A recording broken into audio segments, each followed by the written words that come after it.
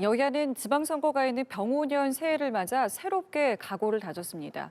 민주당은 내란 극복과 사법개혁을 마무리하겠다고 강조했고, 국민의힘은 변화를 약속했지만 계엄 사태에 사과를 해야 한다며 절연 요구가 분출되기도 했습니다. 국회 취재기자 연결해서 자세한 분위기 들어보겠습니다. 정주희 기자 전해주시죠. 네, 더불어민주당 정청래 대표는 고 김대중 전 대통령 묘역과 노무현 전 대통령 묘역을 참배했고 곧이어 문재인 전 대통령도 예방하는데요. 정 대표는 신년 인사회에서 올해는 내란 극복, 사법개혁 등 역사적인 개혁 작업을 조속히 마무리하고 6.3 지방선거에 임해야 할 것이라고 말했습니다.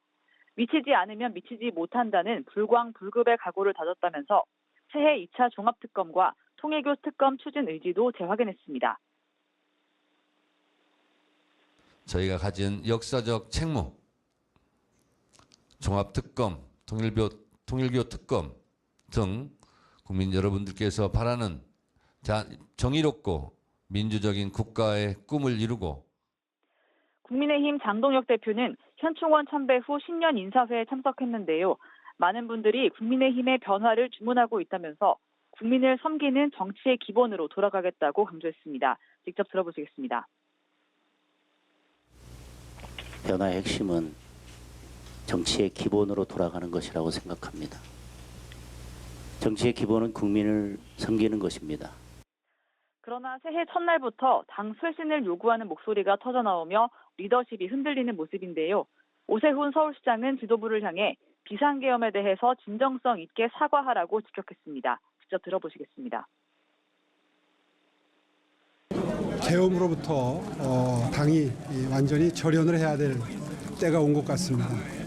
해가 바뀌었습니다.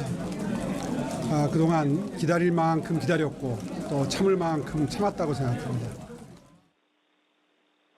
자, 그리고 이재명 대통령이 통합 인사로 발탁한 이해훈 기획예산처 장관 후보자에 대한 논란이 계속됐는데요. 현재 상황은 좀 어떻습니까? 네, 이 대통령이 파격 지명한 이해훈 기획예산처 장관 후보자의 과거 논란들이 터져 나오고 있습니다. 윤 전 대통령 탄핵 심판을 앞뒀던 지난해 1월 자신의 지역구에서 탄핵 반대 삭발을 강요했다는 논란이 불거졌고요. 국회의원이었던 8년 전 인턴 직원에게 너를 죽였으면 좋겠다는 등의 폭언을 했다는 의혹도 제기됐습니다. 이 후보자 측에서는 그런 일이 있었다면 사과드리고 깊이 반성한다는 입장인 것으로 전해졌는데요. 동시에 동지에서 적이된 국민의힘에서는 공직자로서 당연히 부적격이라면서 인사청문회 송곳 검증을 예고하고 있습니다. 국민의힘 내에서는 이재명 정부 내각의 보수 인사들의 이름이 계속해서 오르내리는 데 대한 자성론도 확산하고 있는데요. 국무총리 제안설이 불거졌던 유승민 전 의원은 지난 대선에서 이재명 대통령 측으로부터 총리직을 제안받았던 사실을 인정했습니다. 오늘 오전 CBS 라디오에 출연해서 지난해 2월 이재명 당시 후보가 민주당 의원을 통해 그러한 제안을 전달해와 거절했고 5월 이 후보가 직접 전화를 하고 문자를 보내왔지만 답을 하지 않았다고 밝혔습니다.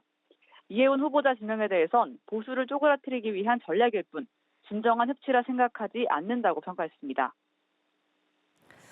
자, 그리고 민주당은 김병기 전 원내대표 사퇴 직전에 불거진 공천원금 논란으로 뒤숭숭한 분위기인데 정청래 대표가 김 전 원내대표에 대한 진상조사를 지시했습니다.